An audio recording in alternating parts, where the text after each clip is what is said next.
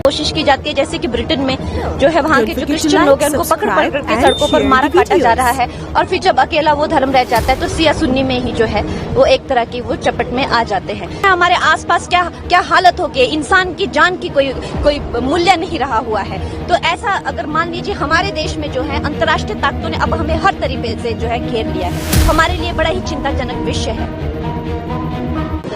देखिए, हम लोग अक्सर देखते आए हैं कि जितने भी इस्लामिक रिपब्लिक्स हैं उनकी आगे अभी नहीं तो आगे चल के ये हालत हो ही जाती है। वहां पर अगर मान लो कोई और जब तक धर्म होता है तब तक उनका वो है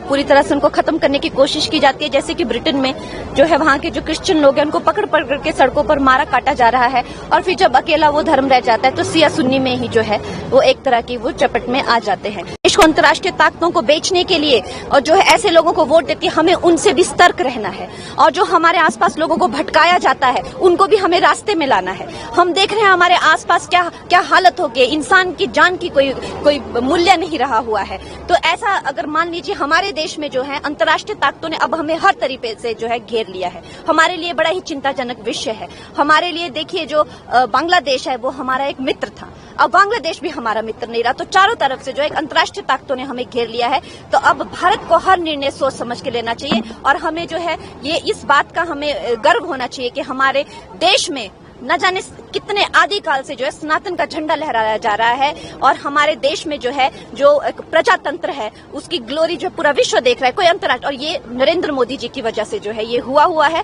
पूरे देश को जो है इस चीज की जो है वो एक वो होनी चाहिए।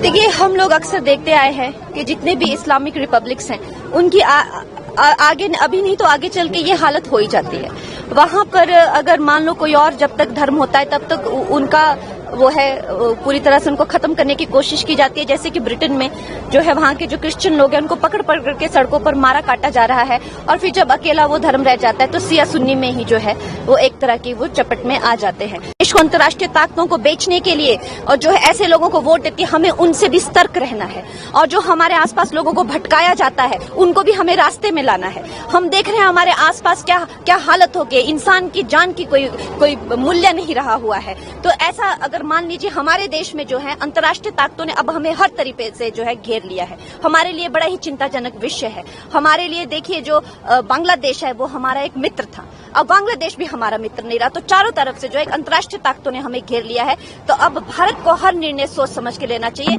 और हमें जो है ये इस बात का हमें गर्व होना चाहिए कि हमारे देश में न जाने कितने आदिकाल से जो है सनातन का झंडा लहराया जा रहा है, और हमारे देश में जो है जो एक प्रजातंत्र है उसकी ग्लोरी जो पूरा विश्व देख रहा है, कोई अंतर्राष्ट्रीय, और ये नरेंद्र मोदी जी की वजह से जो है ये हुआ है। पूरे देश को जो है इस चीज की जो है वो एक